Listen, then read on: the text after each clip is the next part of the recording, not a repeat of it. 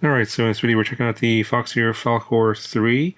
So this one seems to be getting updated about once a year. So I did the Falkor 1 about 2 years ago, and about a year ago was the Falkor 2.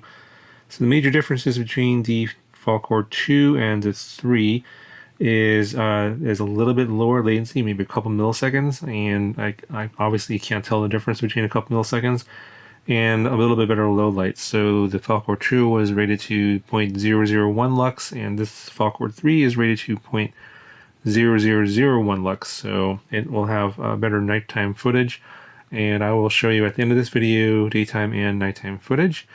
And if you want to compare any of this footage to, say, like the old Falkor 2, for example, I no longer have that camera, so I don't do side-by-side videos like some other reviewers. I just point you to the previous videos, and you can compare the image or the footage of this camera to any camera or any older camera from my FPV camera playlist, and there's instructions and on a video on how to do that down in the description. So check that out if you want to do some side-by-side comparisons to pretty much any camera that I ever reviewed, fly it all at the same park with the same DVR, so you get sort of consistent idea of what they look like and how the image compares to the other ones.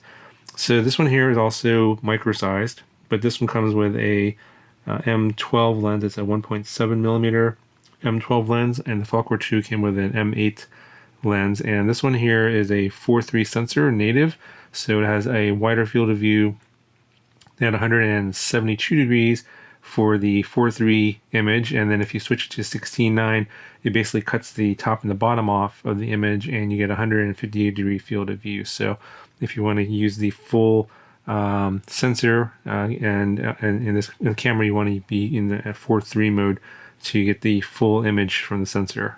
So obviously here with a bigger lens, it's going to be a bit heavier.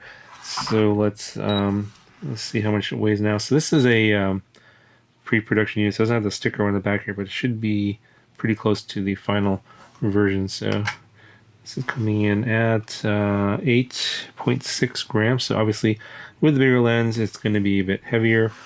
Now that's how they're getting the better low light, I think, is they're making some tweaks in the firmware, but they have a much bigger lens now, so it lets in more light, so you get a better low light image. It does come in black here, and also if you want to know, the white version looks like that. It's basically the same, just in white. And the camera does come in a mini version, although I don't know a lot of people that fly mini cameras anymore. Most people are flying micro or nano cameras. Pretty sure the Falkor 3 Nano will probably come out at some point, but obviously it'll probably come with an M8 lens. I have no idea about that one. That's about it in terms of the differences. All the other features are the same as the Falkor 2. It's just the image is slightly tweaked a little bit better colors in my opinion. Still over sharpened, typical of Foxeer and a lot of these cam manufacturers. It's way too over sharpened, but you can adjust that in the settings, of course. And yeah, that's about it. So yeah, here's the footage, daytime footage, and I'll follow that with the nighttime footage, and you can compare that to any of the other cameras in the FPV playlist, FPV camera playlist. I'll also link that down in the description as well.